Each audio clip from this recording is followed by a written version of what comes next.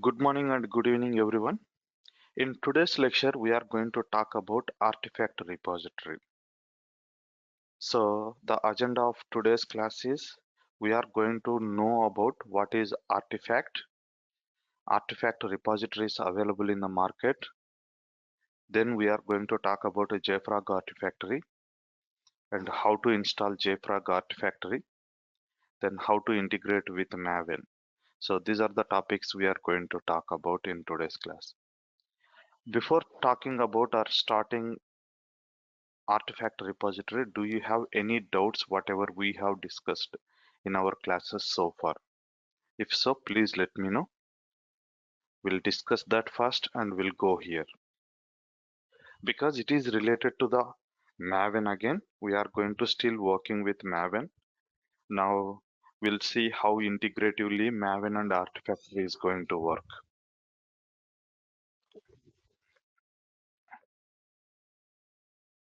Alright, seems no question. If you don't have any questions in the chat, you can just specify even in the middle of the class if I ask. You cannot able to speak, you just type it in the chat that okay, if you I don't have any questions or no questions. That would be helpful for me to understand how we are going. Okay, fine. So with that, let's start. So first we'll understand what is artifact. So if you do remember, we are talking about artifact from our Maven classes, where I'm saying that Maven is going to generate a artifact whenever it complete its build stage. So what do you mean by artifact? Whenever we any developer develops the code, it is available in the source code. It is available in the readable format in that particular language. It means it is a source code where they develop the code and they can use that one to build a artifact. Now, to build an artifact, we need to do some activity in between, nothing but compilation, we called it. Whenever we compile any source code, if source code is fine, then it is going to generate the outcome. The outcome which comes out of the source code, that we call it as a artifact. Let's take an example that we are using Java code. Whenever you compile your Java code, you are going to get either jar. Let me take a note.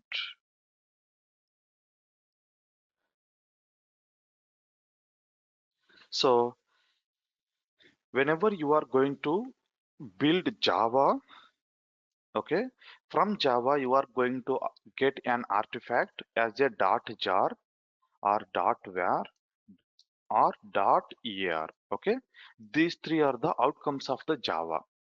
Similar way, if you take the .NET, okay, most probably it is a .exe. Okay, .exe extension.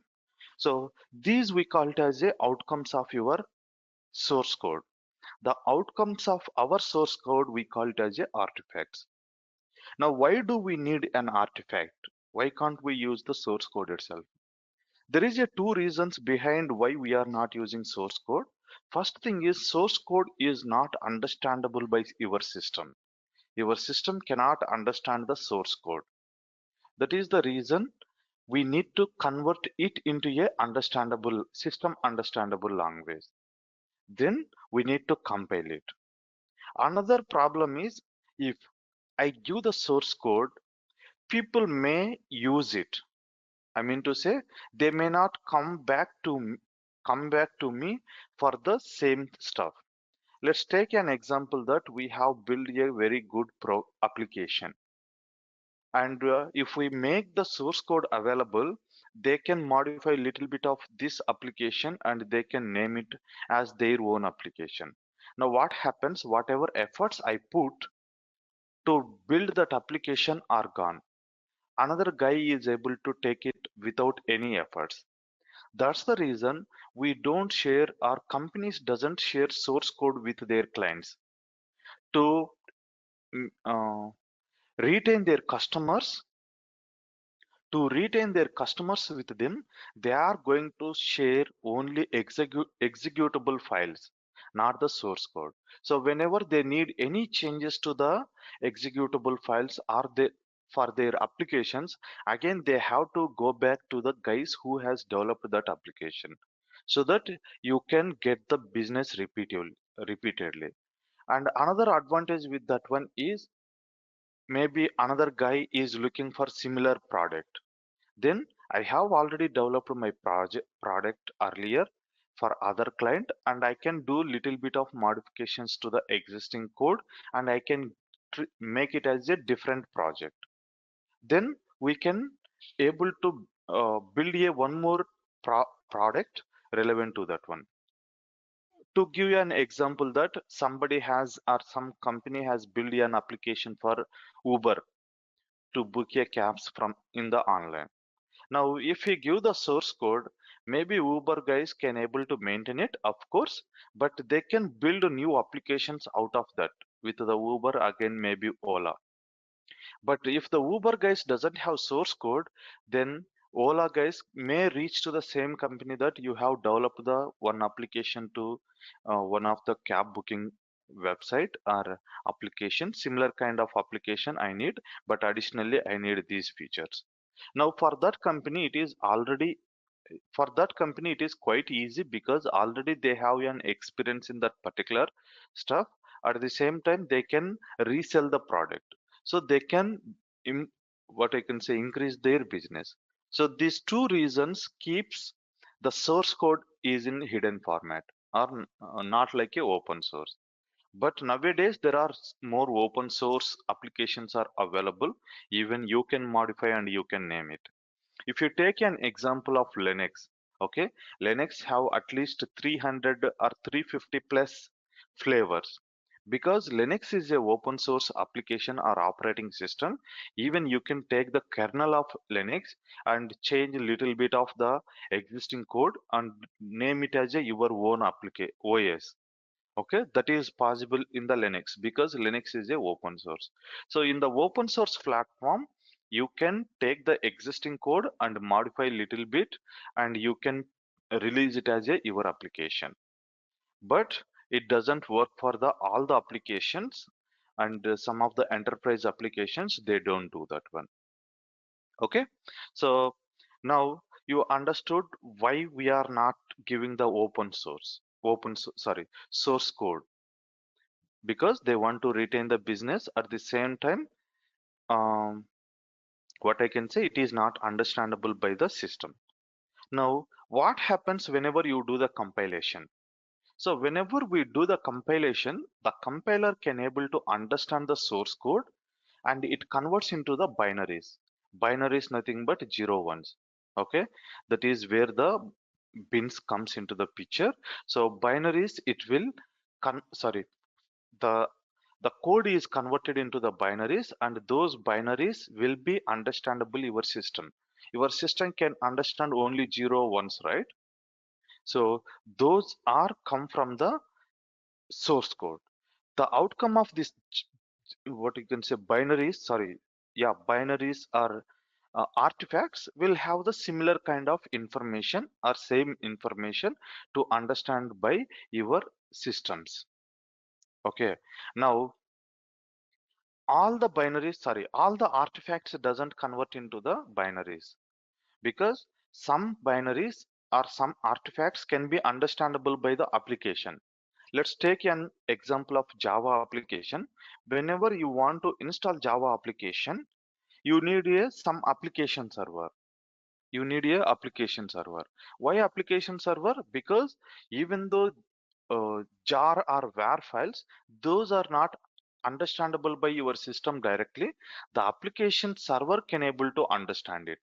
That's the reason whenever we are installing Java applications, we are also going to use the application servers like Tomcat, WebSphere, or WebLogic. All these all are the application servers. First we should have an operating system, on top of that one application server, then we are going to install the application. So applications can understand these artifacts. Okay, now we understand what is artifact. Artifact is a outcome of the your source code. Now, what is artifact repository? So as so far we know the source code repository or version control system called Git. So Git is a source code management or version control system where it maintains the source code only. It cannot maintain or it cannot handle the outcome of the source code. If you can, if you are doing that one, maybe you can store the outcome of your uh, source code, but it is not right way to handle. Okay, you are using a tool which is work for some purpose and you are using for other purpose. So that is the reason we don't use the Git repository as a artifact repository. That is that is where the artifact repositories came into the picture, and they can hold the outcome of this source code. Outcome of this source code, nothing but whatever jar or var EAR files are coming, right? These files can be held by your artifact repository. Your artifact repository. Does it hold only the outcome of the jars, vars, and EARs, or else, I mean to say, artifacts? No. It again, it has two advantages. One is it is going to hold the outcome of your source code, nothing but it is hold artifacts, as well as to build your artifact we need some dependencies. If you do remember, in our previous classes we have talked about Maven is going to pull the dependent libraries from the Maven repository. So instead of pulling the repositories from the Maven repository, we are going to pull it from the artifact re artifact repository. Artifact repository means, sorry, yeah, artifact repository. It means artifact repository is going to hold or maintain the outcome of artifacts, as well as it gives the dependencies information. If we go, I have already logged into my system. So this is Maven server. If you see, I'm under my .m2 directory. I told you that this is a local repository of your Maven. And if you see, there is a repository directory. Under repository directory, we have some packages. These packages are downloaded whenever we executed the command called mvn install, if you do remember. It is going to download all these dependencies and keep it in your system.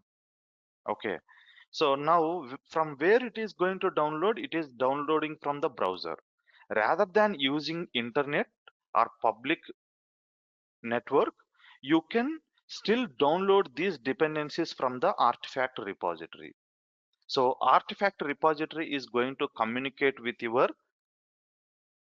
public network, and from there it downloads and it keeps a copy of the repository, sorry, libraries, and it gives to the Maven server as well. So let's take this one. So first, if I assume that this is my Maven server and this is my Artifactory and this is my internet connection. Okay. So assume that from internet, currently I'm downloading from my internet to my Maven server. Rather than doing this one, if you have the artifact repository in between, you can just speak with your artifact repository. It is going to download from the internet and keep the libraries, required libraries here, as well as give it to your local system, nothing but the Maven server where you are building your application. Okay. So two advantages of using the artifact repository. First thing is it is going to store artifacts. Okay, it is store artifacts, and also it libraries gives libraries required for build. Okay, so to build whatever libraries are required for your Maven, those also given from your artifact repository. So these two advantages making the artifact is necessary in our DevOps process. So artifact is necessary in our DevOps process to give the required libraries to your build build tool, as well as to hold the outcome of your build tool. Okay, so that is how the artifact repository does work.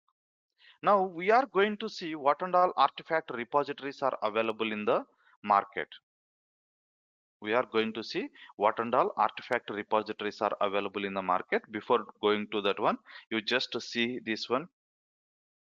What is an artifact repository?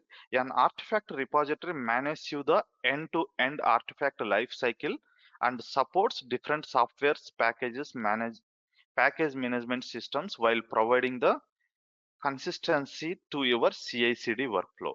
An artifact repository is both a source for artifact needed for a build. So whatever artifacts are needed for your build, it is going to hold those artifacts, and a target to deploy artifacts generated in the build process. So to deploy the artifacts once after your build process. So these also we can able to store. Now we are going to see what and all artifact repositories are available in the market. I'm just searching for artifact repositories in the market. You can see here top 10 artifact management DevOps tools.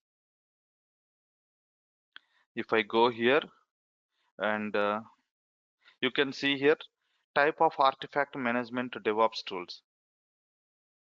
Helix Core, okay, this is version control system, I think.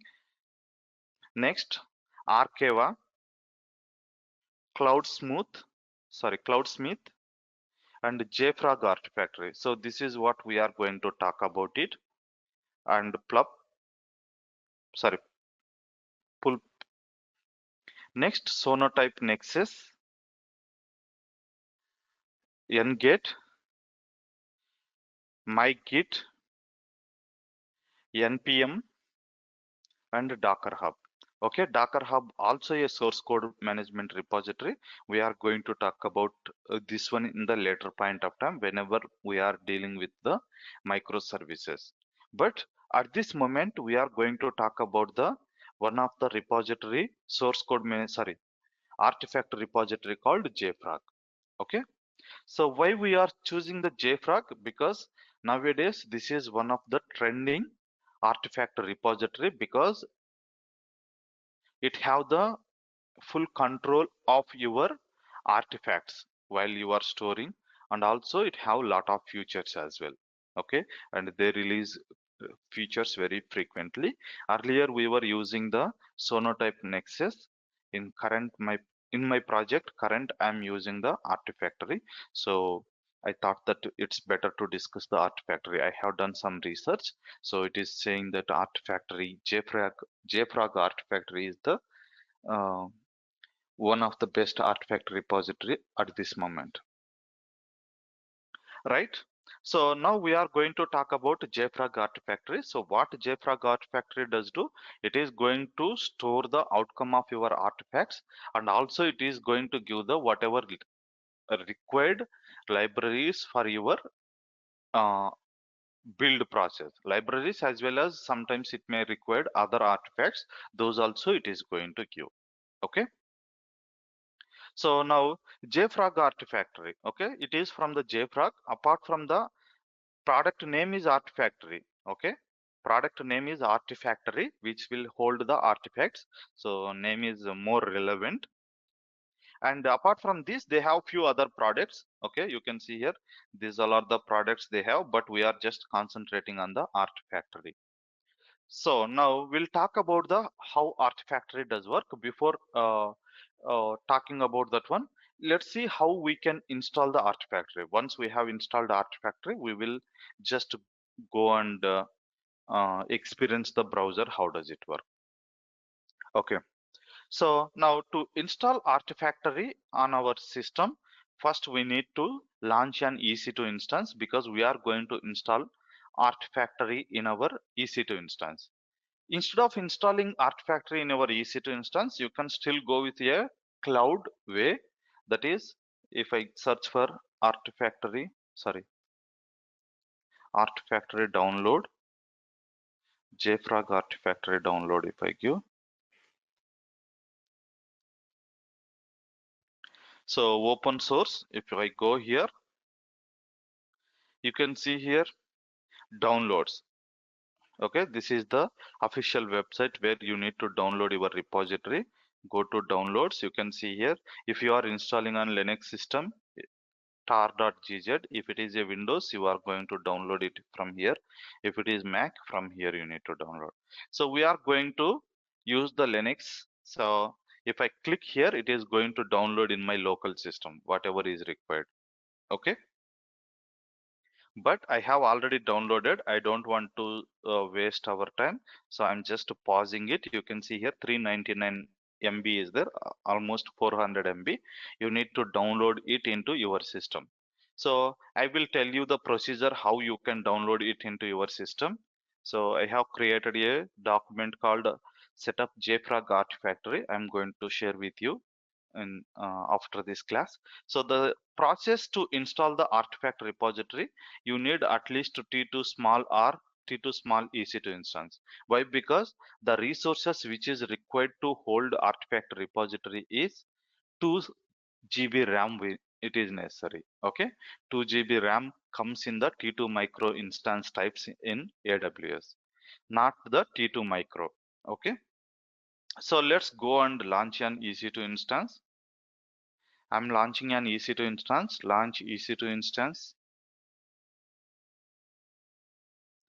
And this is Amazon Linux. Let it be.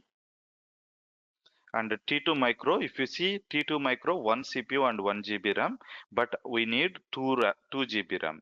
So I'm going to choose the T2 small. And it doesn't come under to free tier account, so they will charge you. But the charges are very minimal. No need to worry. For our practice, there is no much impact. And I'm just creating this instance and I will name it as a Artifactory, JFrog Artifactory. Okay. Next, security group. We need to create a new security group or choose existing security group. I'm choosing or creating new security group called DevOps security group.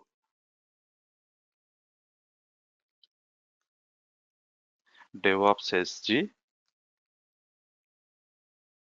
Next, currently only port number 22 it is opened, but Artifactory is going to run on port number 8080. So I'm adding one more rule, that is port number 81.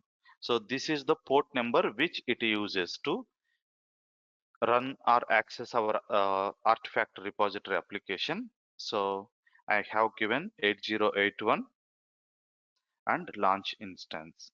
So instead of using the test key pair, I'm going to create a new key pair, that is DevOps key. So we'll name it as a more relevant the names as well. So download it. Whenever you create a new key pair, you must download it and launch the instance. So it takes a while to get it ready. Meantime, I will copy this key pair into the my appropriate location. I'm just pausing the screen. Okay, so my server is getting ready. Yes, it is in running state. I can access it with the public IP, copy the public IP and go and connect to your system. Then key, we are going to use the DevOps key, not the test key pair. From now onwards, we are going to use the DevOps key. Open and username is ec2-user. Now I have logged into my artifact repository server, but I haven't configured the artifactory yet. So now what we need to do, I'm going to become a root user, sudo minus, and clear the screen. And let's increase the font size and go to OPT. Under OPT, we don't have any artifact repository. Now I can download my artifact repository over here, wget, and If we use this one, what will happen? It is going to download it into our Linux system, sorry, Windows system. But I want to download it into our Linux system, so I'm copying the link address. So it will copy the link address, whatever is there. Now let's go and execute this step. No, this doesn't work because ends with, it should be ends with this one. So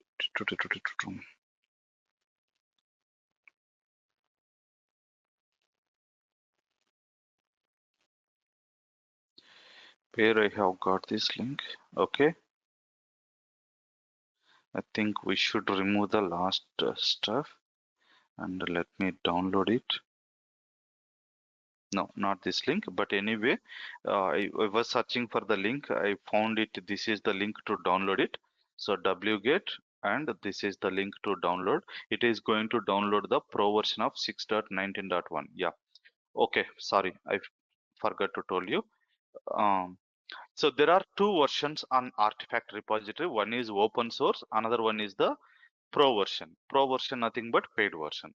Now what is the difference between the open source and pro version?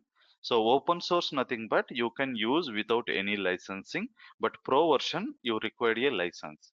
So I could able to download it in the local system, and again I need to copy into the remote system. Rather than that one, what I have done, I have installed the pro version, or I have downloaded the pro version rather than open source. So I can search for the JFrog Artifactory download platform, and if I go here,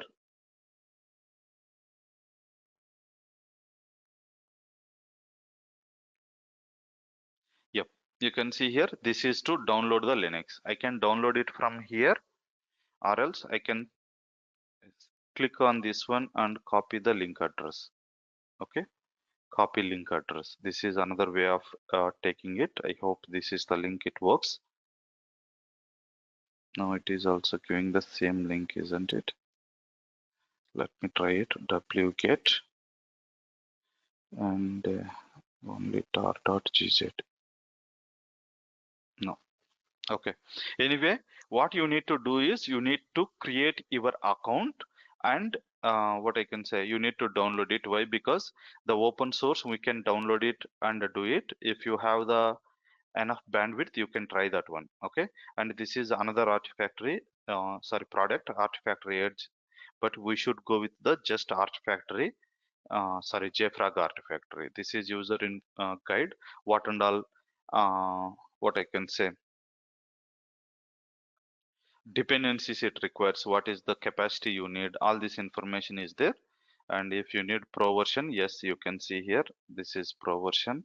And you can see here on premises and cloud, they are giving again two options. Either you can install it in on premises or cloud. If you choose on cloud, you can use your AWS account directly. You can use AWS account directly, and you can see here pro one, it is $98 per month.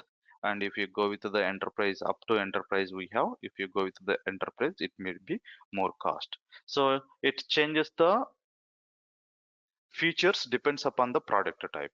Okay, but anyway, we are trying to do it in on premises. In on premises, this is how, what is the licensing cost, $2,950, but we are going with the free version. Let's go with the JFrog Artifactory enterprise version, and you can see here free trial and buy now.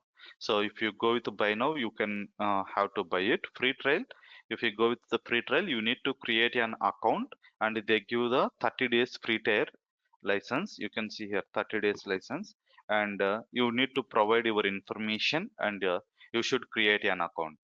Once you have created an account, you can able to download directly to your system. That is how I generated this URL. Okay, so I just generated it once I have logged into my system, and I could able to get this link. Now I'm installing or downloading JFrog Artifactory onto my system. So go to here and wget, and if I give this one, it is going to download the binaries or sorry, whatever application is required to run the JFrog Artifactory. Now where I have downloaded under OPT, you can see here what is the name we got it. It is some random keys are there. So now I am going to rename it to rename MV download file to. I'm just going to rename it as a JFrog Artifactory. Okay, so I just renamed it. Now I'm going to unzip because it is zip format. Once it is unzipped, you are going to see your Artifactory repository pro. Okay, now let's go inside and you can see here there is a binary etc logs. All this information is there.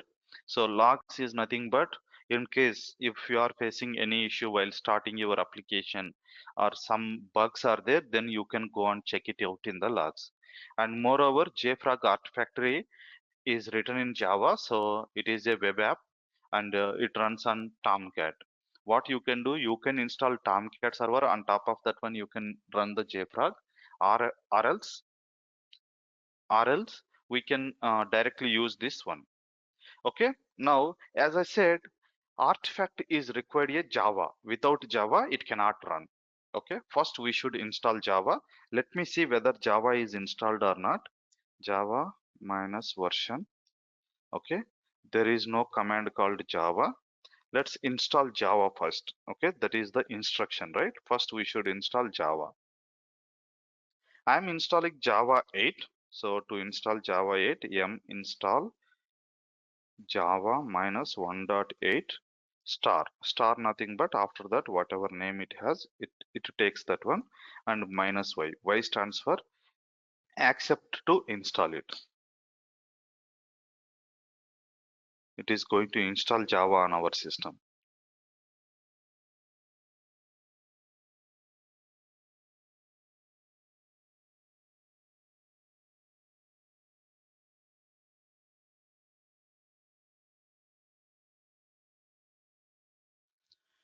All right, so Java has been installed. Now if I check, clear the screen, Java minus version, you can see here Java 1.8.0 This is the version it is installed.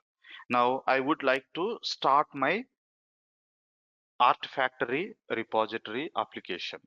For that, you should go into the bin binaries. Under this, you can see here artifactory.sh, artifactory.sh, and we can start it by using /artifactory.sh and start. Okay, this is the command we need to execute to start the Artifactory repository. But before starting it, net start minus tulpn. Okay, this is the command to check out what and all applications or ports are used in your system. So here you cannot see nowhere that port number 8080 is installed. At the same time, sorry, port number 8081 is used. At the same time, if I check for ps-ef grep artifact, nothing is there. Now let's start the Artifactory. To start it, /artifactory.sh and start. This is the command to start it. And if I see here ps-ef grep, you can see here there is an application called Artifactory is running at this moment. And clear the screen, net start minus tulpn. Okay, and if you see here a port number is 8081 is in listen state and it is running Java. So it is not Java. On top of Java, we are running the Artifactory. Now, I would like to access my Artifactory repository from the browser. That is where we have opened port number 8081 in our security group, if you do remember. So while creating our EC2 instance, we have opened in the security group DevOps SG, we have opened port number 8081 because we are running our application on port number 8081. If we don't open this one, we cannot access our application. Now let's try to access our application from the browser. So to access our application, we are going to use the URL of this one, URL of our EC2 instance. colon port number is 8081. So if we give this one, we can able to access our JFrog Artifactory from the browser.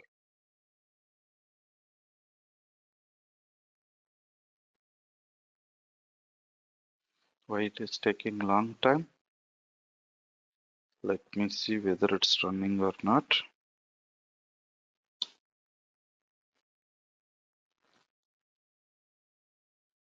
So this command will help us that, okay, you can see here fork. So fork cannot allocate memory. It means that the memory is not sufficient to run this application. Now what we can do is we need to increase the instance size. Okay, there is no other option. In AWS, increasing instance size is quite easy. So now currently it is T2 small. We need to increase it to the next instance size. So to increase it to next instance size, we cannot do it while it is running. Okay, we need to stop the instance. Okay, why? Because it is clearly saying that memory is not enough. Even 2 GB is not sufficient. I'm going to increase it to or change it to 4 GB instance size. So we need to stop the instance. Once it is stopped, we can change the instance type. You can see here, change instance type. Okay, whenever we change it, we can change it from the T2 small to some other instance size. Okay, and we can able to work, start the application without any issue. So in AWS, it is quite easy to increase the capacity, but it is not the case in on-premises. On-premises is quite difficult to do these kind of activities. Okay, now it is in stopped state. Now I am increasing the instance settings. You can see here now it is enabled. Change instance size, and I am changing it to T2 medium. Apply it. That's it. Now we got the higher capacity. Again, start the instance. Once it is started, our public IP get changed. Okay, please remember that whenever you stop and start the instance, earlier we were using this public IP, right? And now it is going to change. That is the reason in the real world, what do? We are going to use the elastic IPs. Elastic IPs means this is the one, but elastic IPs are chargeable if you don't allocate or don't use it. So if you are using, then only, sorry, then only you don't get charged. Otherwise, you are charged with the elastic IPs. Now you can see here IP address has been changed to new one. I'm using this IP address to connect to the server.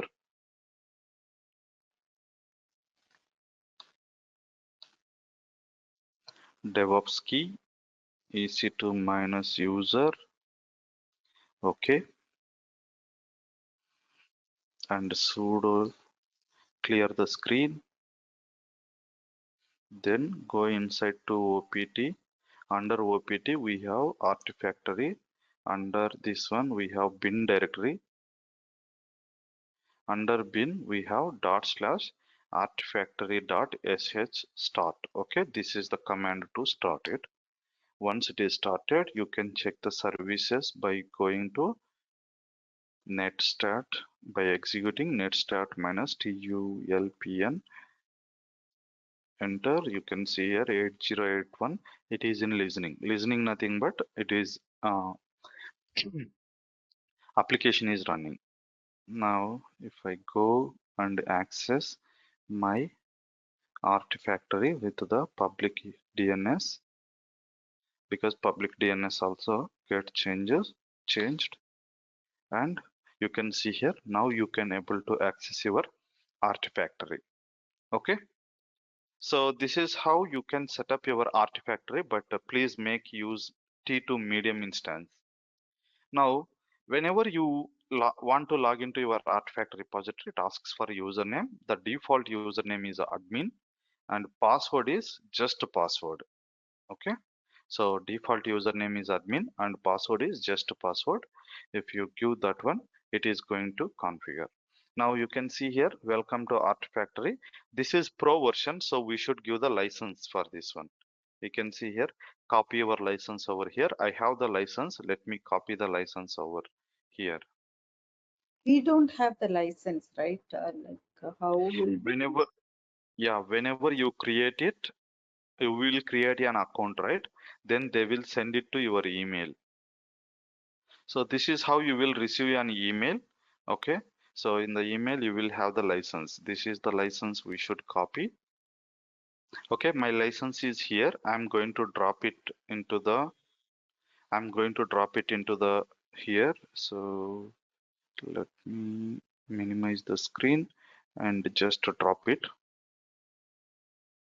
Once it is dropped it, next it is going to accept the license and set the admin password. I'm setting up the admin password as admin at 123. Admin at 123. So username is admin and password is admin at 123. And these keys, we are going to skip it because we can use the keys to configure. But anyway, I just skipped. Now you can see here, create repositories. Now there are 20 plus applications it is going to support. 20 plus kind of repositories it is going to support. Among them, Maven is one of the repository. Okay, so we are currently managing with Maven, and Gems is for the Ruby script. Docker is for containerization, Debian, okay, Syrian,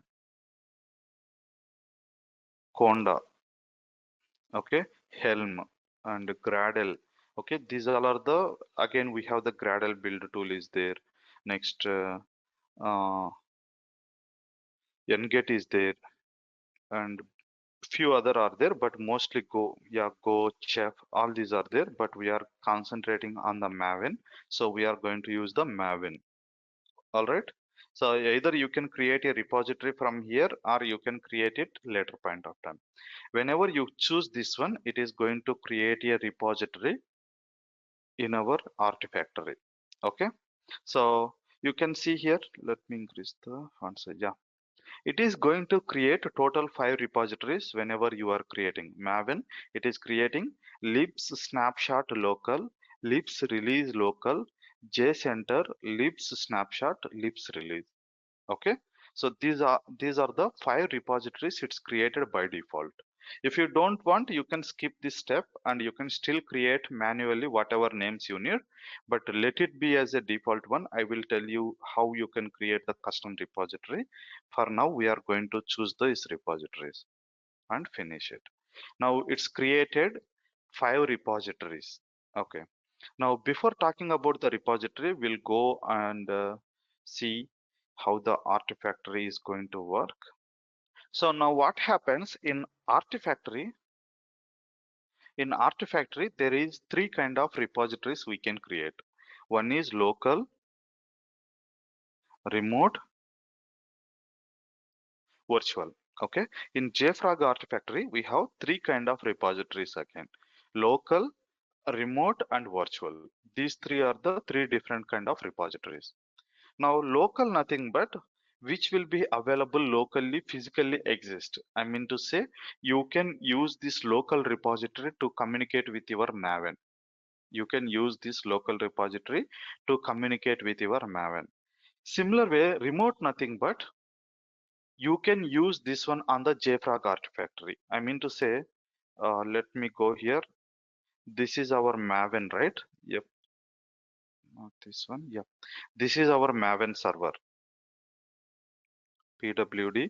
I'm under M2 under repository, and if I go to OPT, you can see here this is a Maven server. Under this one, we have Hello World. So this is our Maven server. In Maven server, we have the M2 repository, right? So here it can talk with the only local repositories. It can talk with the local repositories. Now remote repository is going to local repository is going to communicate with remote repository. Local repository is going to communicate with the remote repository. So it is available only on remote. I mean to say here. Here local also will be available, but from the local, from your local system, it will go to here local. From here local to it will go to the virtual, sorry, remote.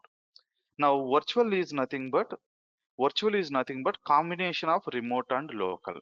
Combination of remote and local. You can understand more clearly whenever we execute one example about the remote and local. We'll go and see now. So this is your artifact repository, and you have the multiple options over here. You have multiple options over here. If I click over here, you can see here, these all are the repositories which are available or created by default, which are created by default whenever you set up. And you can see here, these all are lib release, lib snapshot. These are we have created nothing but while we choose in the maven, right? If we don't choose this one, this one, this one, this one, and this, these all repositories doesn't get create. All right, now if you would like to create, yeah, this is the admin panel. Okay, so admin panel, it will list out the all the information whatever you could see over here. You have the repositories, security, services, import, export, and configuration, advanced. All these are available. But if you go with the open source, you may not see these many options because in open source they don't give. And you can see here there is a local, remote, and virtual repositories are there. We don't deal with these two. So these three are the repositories. And if I go with the local, whenever we create a Maven, two local repositories got created. That is libs release local.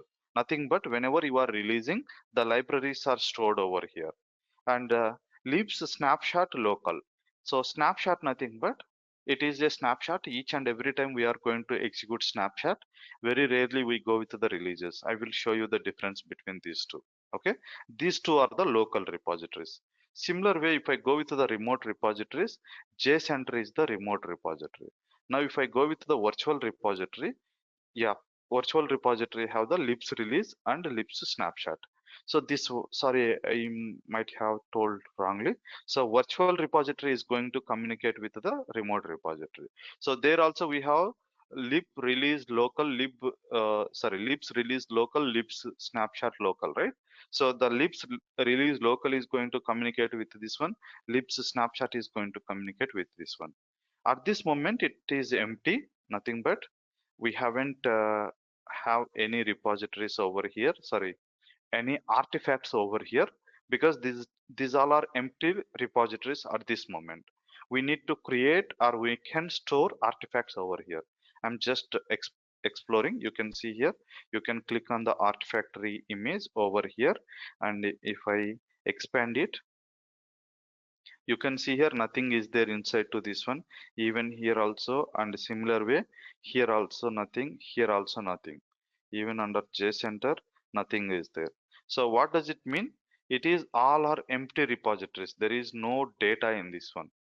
Once we executed maven build and we push our artifactory, you can see this get filled. Nothing but this snapshot, and this snapshot is getting having the our local repository. Sorry, yeah, our local repository. That is what we are going to see.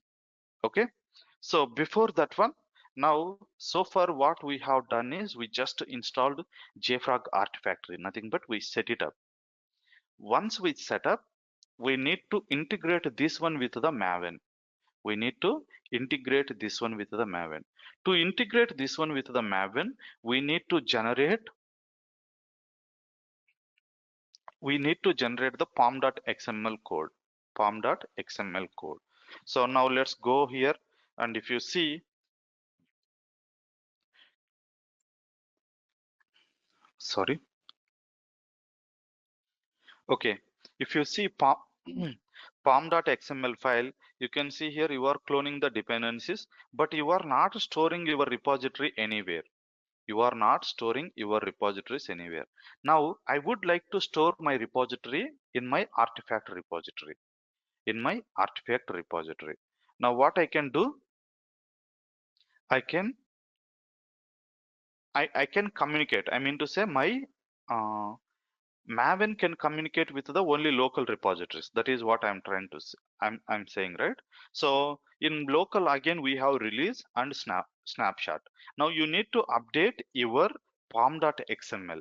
Okay, this file pom.xml to communicate with this snapshot local or release local. With these two it should communicate. For that one, what we are going to do is we need to generate a pom.xml type Okay, XML kind of code. Now either you can write the XML kind of code, or in Artifactory there is a feature to generate the code. There is a feature to generate the code. For that one, you can see here set me up option is there. So set me up option is very useful. Mostly we are going to use this option whenever we would like to generate the code which is required to communicate with our tools. So go to the set me up, and we are going to generate the Maven settings. So we are going to generate the Maven settings. So generate it, and while generating, sorry, go back. So while generating, we can generate only for this one or else all the repositories. For now, we need only for this one. You can see here, you have the distribution management. Okay, so distribution management, this is the one we should use. And here we are having the snapshots. Nothing but what we are trying to say to our Maven is, okay, use this snapshot repository to store the snapshots, okay. So let me copy this one, and if you see here, it is saying that id is snapshot. Whatever snapshots are coming out of your Maven should be stored over here. This is the IP address. This is the IP address, and also this is the URL. This is the public URL. And don't stop and start your system. If you stop and start, this is going to get changed and it cannot able to communicate. If you want to use the a common what I can say IP address, you need to use the Elastic IP. I will show you how can you use the Elastic IP. Now let's copy this one and update our pom.xml. So go here. Okay, so after dependencies, we need to copy our code, whatever we have copied. Now what I'm trying to say to my Maven is, you can build it. Once you build, whatever outcome you are getting, that outcome you need to store on this system. So what is the URL of your Artifactory? This is the URL. Under this one, you have a libs snapshot local repository. Store in this repository. That is the meaning of this particular information. Okay, so we are saying, or we are telling to our Maven to store build outcome into this particular location. Okay, now we'll see, we'll execute the command mvn deploy. Okay, mvn deploy is the one of the life cycle which we are available in the Maven life cycle. It is going to create your repository and it deploys in the target location. Okay, now just we are executing Maven deploy and we'll see what will happen. You can see here it is failed to retrieve the remote metadata velox so and so so and so. What it is doing is it is trying to push this particular repository. Okay, hello world 2.0 snapshot. Okay, snapshot, the name itself is having the snapshot, and it is trying to push it over there, but it could not able to push it. Why? Because we told to our pom.xml, to store the repository over here. Mhm. But our Maven server should have access, right? Our Maven server should have access to this particular repository. Even while we are logging in, we have used the credentials, admin and password as credentials, right? Similar way, you need to give the credentials to your Maven server to authenticate with this JFrog Artifactory. So for that one, we should use the default user, or else it is always a best practice to create a new user. It is always a best practice to create a new user. So now I'm going to create a new user. You have a admin panel and users.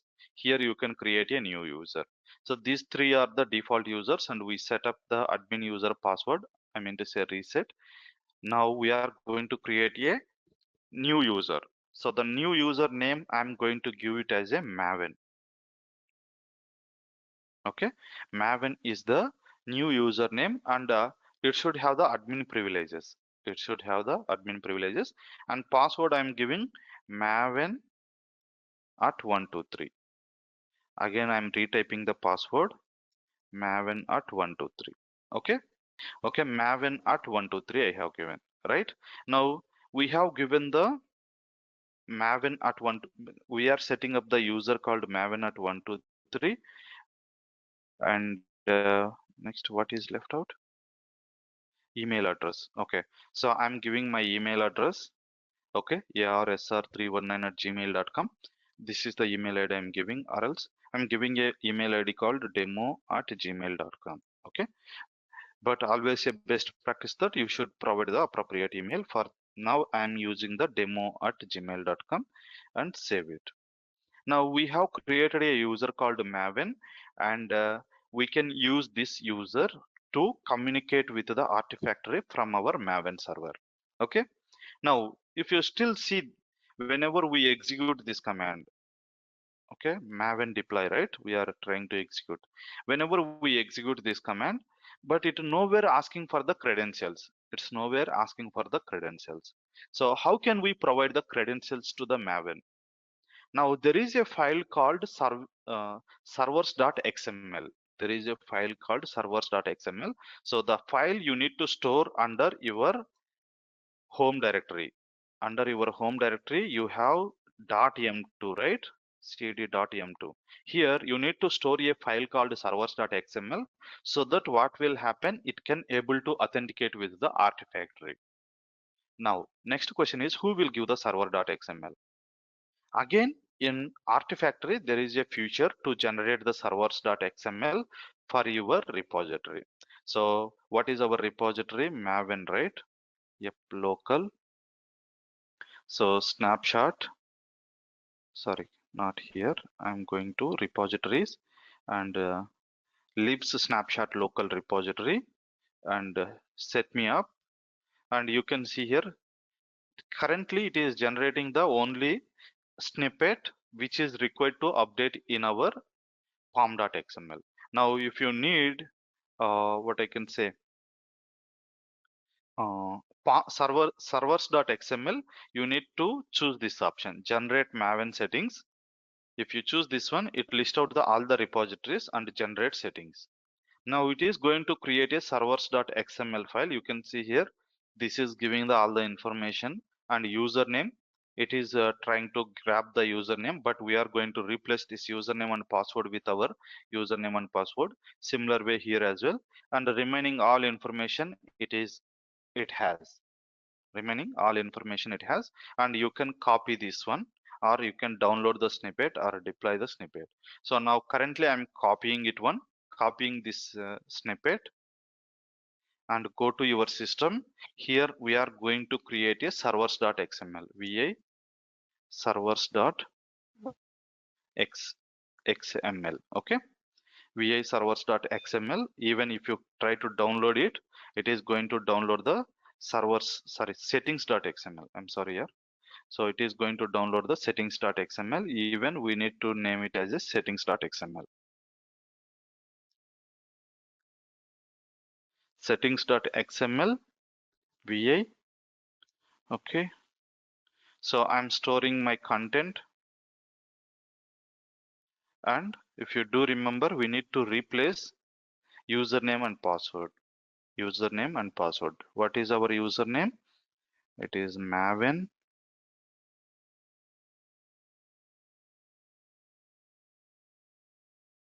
Okay, this is the password. Same we should copy into here as well. Okay. Okay, I'm copying the same information over here. I just copied. Now, if you see here, it is talking about the server. Okay, server Maven and password we have given. Then if you come down, you can see here, it is central repository. We can understand all this stuff later, but just for now, we have given the credentials. Okay, now again, I'm going back to my OPT and hello world. This is our project, right? In this project, we are running the MVN deploy. Okay, MVN deploy is a command to deploy it in our Maven location. Now what it will do, it is going to create a jar file and it also going to push this jar file onto the target system. You can see here what happened, downloading the snapshots. So if some snapshots are there from this system URL, you can see here and Artifactory. If some snapshots are there, it is going to download. And you can see here, it always talks with the local only. It doesn't talks with the any other, what I can say, repository and snapshots. It is going to talk. And you can see here, uploading the snapshot. It is uploaded snapshot. It has been updated. Now, if I go and check it out over here, these are the our repositories, right? Just let me refresh it, because once you refresh, you can able to see the what and all has been pushed over here. And first we are going to search for the snapshot local. You can see here com.velaxy.hello world. And if I click on this one, 2.snapshot, this is the snapshot we created, right? Even if you go here and tree, if I execute, okay, tree is a command which will tell you yum install tree. Okay, tree will tell you the directory structure of your system. So I have installed. Now tree, if I execute, you can see here, okay, pom.xml, this is the source code, this is the test. Next, if I go here, target, you can see here, hello world 2.0, this is the jar file it got created, right? This is the jar file it copied over here, 2.0. Okay, now if I go and check it out over here, you can see here 2.0 snapshot. And if I click over here, hello world 2.0 jar file. Okay, so earlier I think yeah, jar file and pom file also is there, and maven metadata xml, all this has been copied into the remote repository. So now we have the version to maintain it like this. Our snapshots, okay, these snapshots we are going to create multiple times. Why do we create multiple times? Because whenever we deploy our application, they may find the some errors. Okay, they are keep on coming back to us that, okay, update this one, update that one. Once everything is working fine as per the their requirement, then we are going to um, create the versions. Then we are going to create the version. So some features has been enabled completely and the code is working as expected with the features. Now we need to name it as a version. So whenever we name it as a version, we should give the version like vi pom.xml. We should push the versions. Okay, yeah. Now if I go and check it under release, you can see here under release still nothing is there, because we just pushed only the snapshots, not the release. And similar way, if I check over here, you can see here same thing, whatever is here, same thing has been copied over here .com. And these all are the libraries you can see. Okay, these all are the libraries which is required to build this particular repository. Okay, so now all this has been downloaded. Earlier it was not having anything. Similar way, if I go and click on the JCenter, nothing is there, but JCenter cache also nothing is there. Okay, so but in the release library nothing is there. Okay, only under snapshots you could see the some data. Now what we are going to do is assume that this snapshot or this code is working as expected. This code is working as expected. Now I would like to uh, change it as a version rather than a snapshot. Then what we usually do in pom.xml, instead of snapshot, we just name it as a version. Now, whenever you remove the snapshot from your code, it treats it as a version. It treats it as a version, and it try to push the code into the this release directory. Okay, this release repository, I mean to say. Okay, it is trying to push the code into the release repository, but whenever you try to push the code into the release repository in pom.xml, we don't have any code related to the release repository. So far we have added snippet only for the snapshot, nothing but whenever you create snapshots, push it into this repository. And we didn't tell to our pom.xml that what it should do in case if we create the versions or releases. Okay, now let's deploy it. Now pom.xml is going to create a version, I mean to say release, but there is no information related to release, so obviously it should get failed. Let's do the mvn deploy. Okay, I'm trying to deploy our code again, but this time instead of snapshot, it is going to create a release. You can see here the error itself is saying that deployment failed. Repository element was not specified in the pom.xml inside the distribution management element. So we should mention the what I can say release information over here. How we have generated the snippet for the snapshot, similar way we need to generate the snippet for the release as well. So for this one, you can click on the lib release local and set me up. Now, if you scroll down, you can see the release repository information snippet. So you need to copy this one. But distribution management already is created. So we just copy only this code. We just need to copy only this code into our pom.xml, vi pom.xml, and under distribution management we should add it. Under distribution management we should add it, and escape colon wq and pom.xml. You can see here now it has been, whenever we are going to do the snapshots, if you add the minus snapshot, it will go to this particular repository, sorry, this particular repository. If you just add the releases, it will go to this repository. That is how the Maven can understand. That is how Maven can understand. Now again I am going to run this command mvn deploy.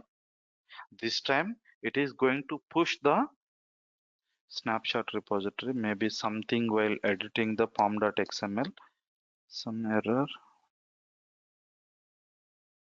Distribution management. Okay, here we missed the copying the repository. Okay, let me copy it. Till here we should copy, sorry. Okay, so or else I just add it, add this one over there. So here, okay, and the slash is for closing in XML. So this is open the repository and close the repository. That's it. Now let's try to build it again. Ambient deploy. Now what it do, it creates a release, and yeah, I mean to say version. This version, it is going to push it into the release repository. Earlier, if you see here, libs snapshot repository was there. Now it is pushing it into the libs release repository. And if I go and check it out over here in the Artifactory, now I'm just to refresh it. And if I click on releases, now you can see here under release, it created a 2.0 and it have the hello world dot, sorry, 2.0. But in the snapshot, the name is, you can see 2.0 snapshot, and uh, what I can say artifact name as well also is coming as a hello world 2.0. Okay, so that is how you can push your snapshots or your releases onto the target system. Okay, and here also you can see here releases and com and necessary files which is required. Okay, this is how you can copy your artifacts onto the artifact repository. Now you may ask that why we are storing these artifacts over there. The first thing is we need to maintain versions. Okay, we need to maintain versions. Assume that now 2.0 I have taken and I have deployed it. If 2.0 is not working, what should I need to do? I need to go back to the 1.0, right? 1.0 is not available at this moment. It is not available, but the all the releases, I mean to say 1.0, 2.0, 3.0, like this, all the releases are maintained by the JFrog Artifactory. So whenever latest version is not working, immediately we can pull the previous version of releases and we can deploy in our target or production environment so that there won't be any outage. That is the reason we should maintain the versions, and the versions are maintained by the JFrog. So JFrog not only maintain the hold the artifacts. Why should we need to maintain the artifacts? Because we are going to create so many versions. All those versions we cannot maintain in our Maven server or in our local repository.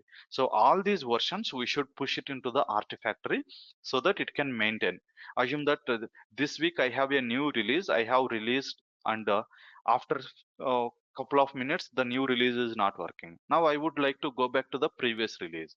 So again I can redirect to use the previous release from my Artifactory and pull that particular artifact from my artifact repository and deploy it, so that you can minimize the outage of your application if you use like this.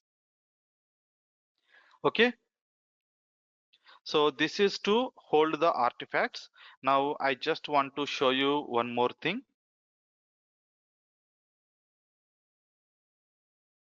Okay, so this is that it is holding nothing but uploading the artifacts.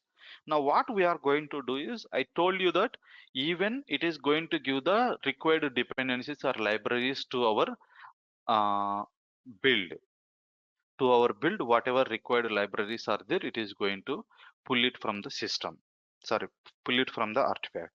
Now what I will do, whatever required libraries for my, sorry, cd tilde, clear the screen, cd tilde slash dot m2.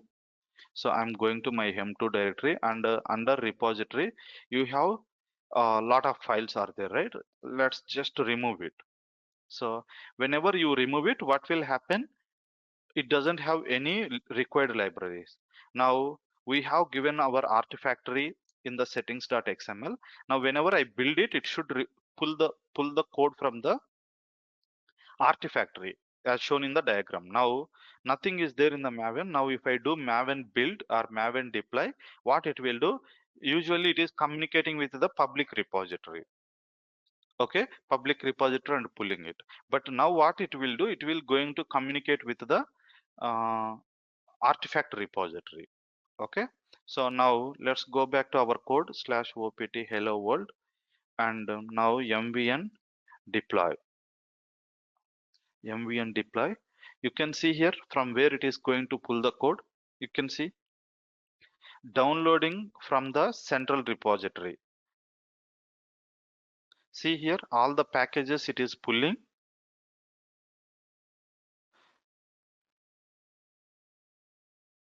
and it builds the code. Okay, so the required libraries you can see here. I will show you the URL. You can see the URL over here.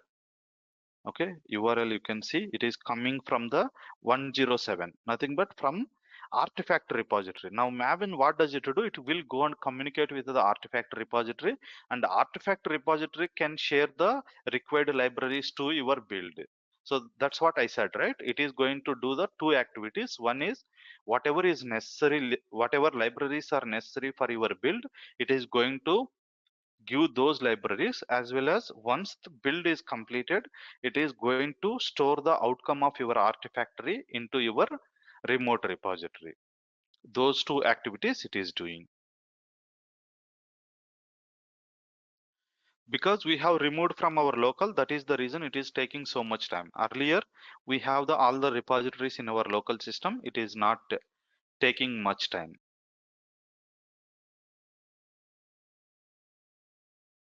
Complete, because it is going to artifact and downloading, so it will be bit late. Why? Because it is going to store one copy over here, same file, it will go and communicate over here. This should go to internet and download the libraries, and then it should copy over here. So there is a little delay, and now it maintain the these libraries in the repository now.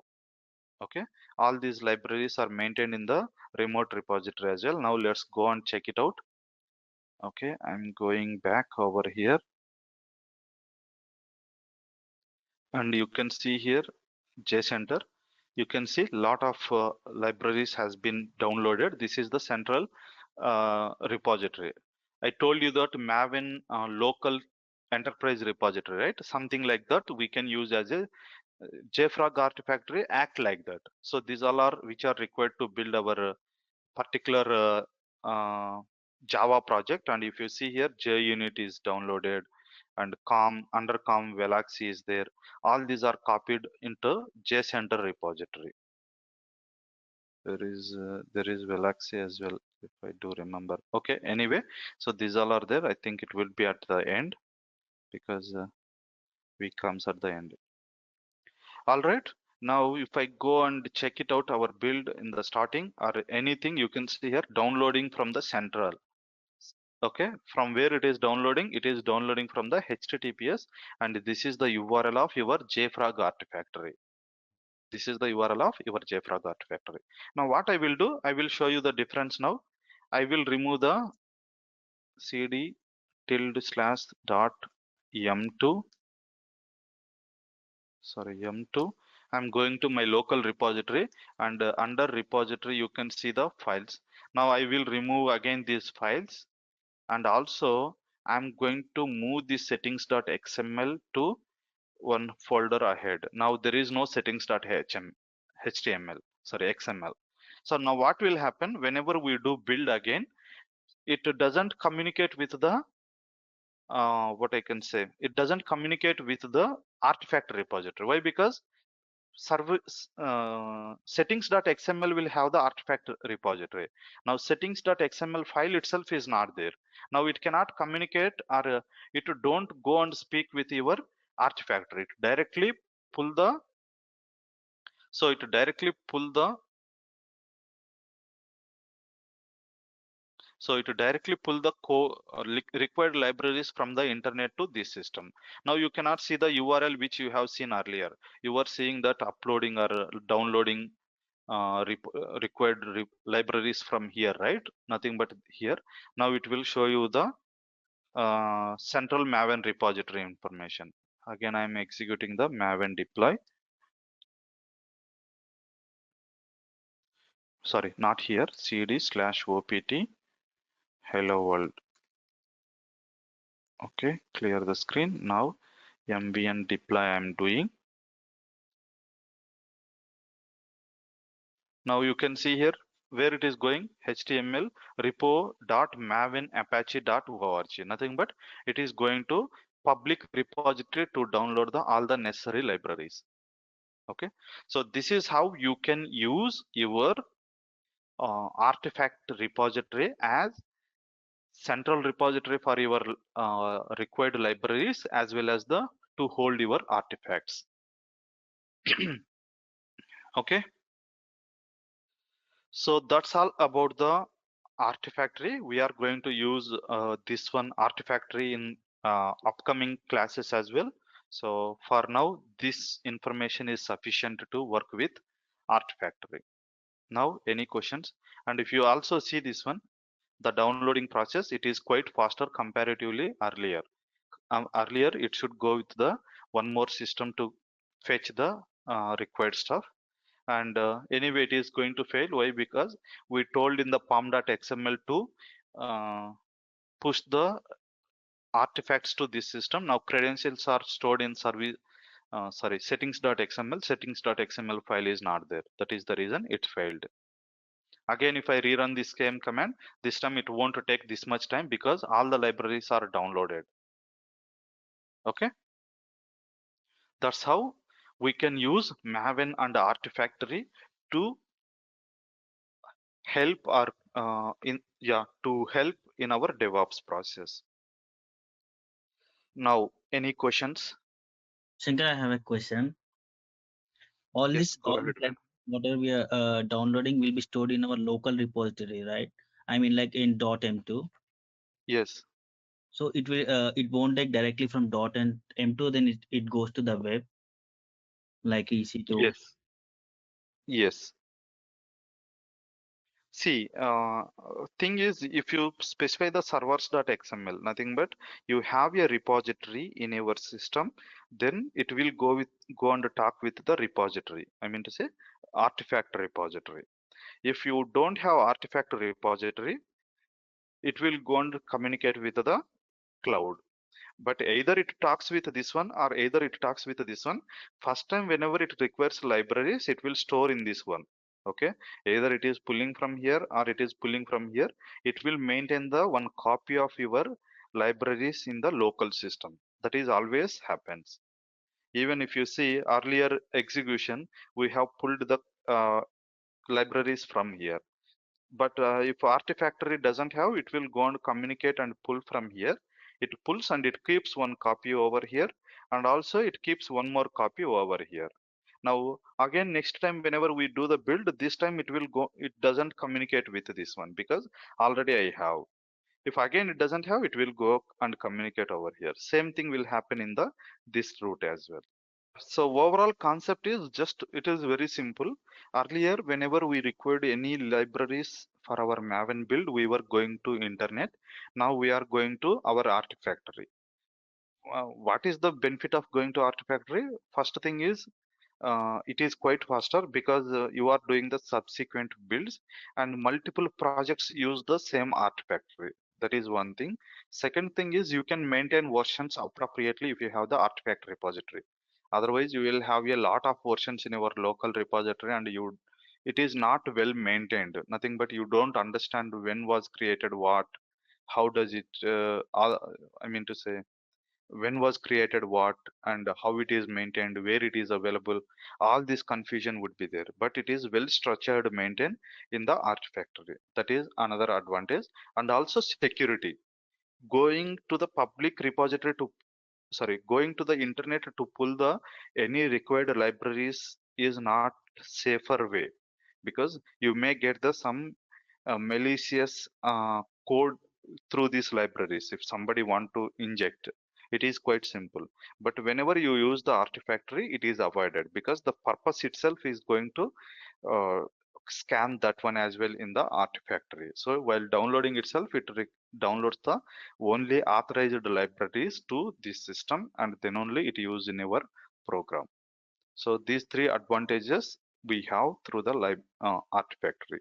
That is overall concept what we have done, and how we can set it up. We just need to install it and create the local repositories and give the local repository coding to your Maven, so Maven can understand that one.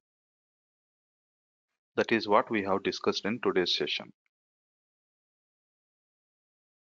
So if we restart the server again, we need to give the IP address and everything again for the EC2. Yes, yeah, okay. I need to tell about that one. So now what will happen whenever I restart, stop and start, not restart.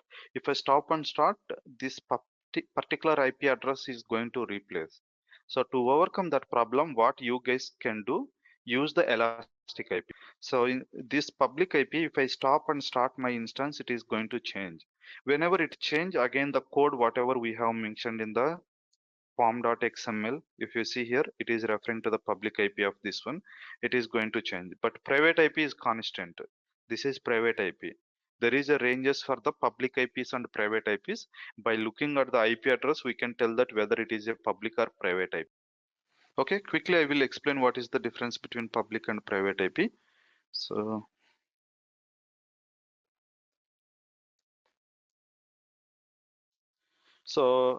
there are, you know, right? The network starts with 0.0.0.02, maximum 255.255.255.255.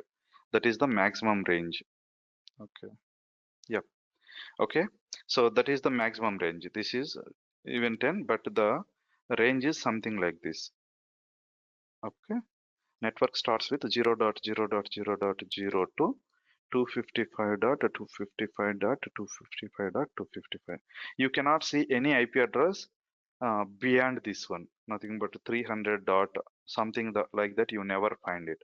Maximum value you will get this one. So among this, this is IP version 4 we called. Nothing but IPv4. But there is a limitation with this one. That is the reason industry start using the IPv6. Okay. IPv6 also we are started using in some organizations, but we are mostly using the IPv4. So IPv4 range is this one. Among this, we have the public and private IP addresses. Public, nothing but you cannot reuse the IP address. Nothing but if I have a IP address called 200.200.200.200, I cannot use this IP address or sorry, any other person cannot use this IP address. One IP address is allocated to only one system in the entire world. In the entire world, you cannot see the same IP address is used by any other. But private IP addresses are reused. Private IP addresses are reused nothing but you can use that particular IP address to any other sorry, in another people also can use the same IP address. If you take, if I take this IP address, you can see here 172.31.33.62. Still, other people also can use this IP address. But this public IP address, at this moment, it is allocated to my JFrag Artifactory system, and it is not going to access, sorry, it is only going to access this system. It is not available for any other system at this moment. Okay, so public IP addresses are accessible through the internet, but not the private IP addresses. So in the internet, even I can browse this IP address. Here, if you see here, I use the public URL. Instead of URL, I can just use the public IP address. Okay, public IP colon 8081. I can access it, but private IP addresses are not accessible from the internet. So from browser, nothing but it is internet, right? You can see here, it is loading. But if I try to do colon 8081. This time I'm using private IP address. Private IP addresses are not accessible through the internet. Okay. Now, what is the private IP addresses range? If you see here, they have given the range 10.0.0.0 to 10.255.255.255. This is the one range. Next range is this one. Next range is this one. So if your IP address is between, if your IP address is starts with a 10 and 10, that is a private IP address. There is no doubt at all.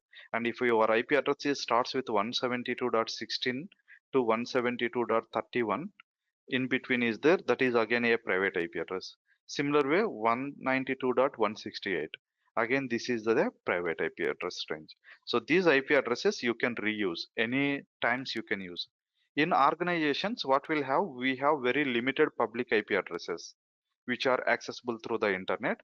But for each and every laptop or desktop, have its own private IP address. So all these private IP addresses are accessed through the public internet. That's how it works. Again, it is a vast subject. I mean to say a lot to understand that one, but just for a simple understanding, just understand that if your IP address is in this range, you cannot access directly from the internet. That is the thing you should remember. Okay, because this particular server is running on AWS data center. From here, I cannot able to access my AWS data center server directly. But if I am in AWS data center, maybe I can access it. That is the reason we should have the public IP address for each and every system. Even Google also, if I do the ping google.com, okay, even it has a public IP. You can see here 172.172.217. Okay, it is a private, sorry, public IP address. So if you see here, our public IP range, if you see 172.16 to 172.31, out of this range, this one, so it is a public IP address. So that is how you can understand whether it is a public or private. If they have given a private IP address to this system, google.com cannot be accessible. Okay, and this particular IP address at this moment is mapped to google.com. In the world, you cannot see this IP address is assigned to any other website or application, sorry, server. Okay, so with that, even now we need a public IP address, sorry, we need a public IP address, but in AWS what happens, this public IP address, they are keep on replacing it. If you need a permanent public IP address, that they call it as a terminology as a elastic IP address. So here you need to go allocate an elastic IP address and allocate. See here IPv4, and they will give you a public IP address. Now, how can I know this is a public IP address? It starts with 3. 3 is out of this range, right? It starts with 10. Okay, 10 or 172 or 192. So it is a public IP, and I can allocate this public IP to my system. So click on that one and actions. This is to release or associate elastic IP address. So I'm associating to which system I want to choose associate. I want to associate it with the JFrog Artifactory and associate it. Now what happened? It has been allocated to my JFrog Artifactory, and if I go and check it out, now my public IP address doesn't work. This doesn't work anymore because they release the public IP address whenever you attach the sorry, whenever you attach the elastic IP address. So JFrog Artifactory, now you can see here, even here also public IP address as well as elastic IP address, both are same. Now I need to access my Artifactory with this IP address :8081. Now similar way, I need to update my pom.xml code as well. Okay, currently it is referring to this one. This is no more valid now. Okay, even if I execute it, build, right? So before that one, let's go to /.m2 and servers.xml cp.server one directory up settings, right? Settings.xml to here. So I just copied settings.xml. Nothing but credentials are there for the remote repository, but you can see here remote repository is still referring to this one, so it doesn't work. It doesn't work at all. Okay, cds minus, so mv and deploy. You can see here it cannot able to communicate to download the packages. Okay, anyway, local packages are there. That is the reason it is going. But while it is pushing it into this one, this IP address is nowhere used, right? It is currently maybe free, or it might be used by somebody else, but I don't have access to this particular one, so it cannot able to do that one. Now what I need to do, I need to regenerate the snippets. So Jenkins, sorry, Maven, right? Maven at 123. So now again, if I go to snapshot local, you can see here this time it comes with this IP address. So what you guys do, you use the public elastic IP address and then create this one, elastic IP address, and then create this one and use this in our system. Is there any extra charge for using this? Yes, elastic IP is charged in case if we don't use nothing, but now it is assigned to a running instance, so they don't charge. If I stopped it, it means that you are unnecessarily holding an elastic IP. Then they start charging it, but it is very minimal. What's the price of AWS?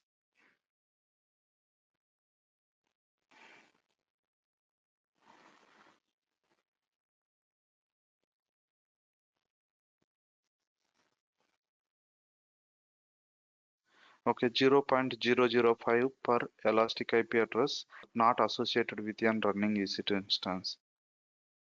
Okay, so this is the charge. All right, so I'm winding up today's class over here.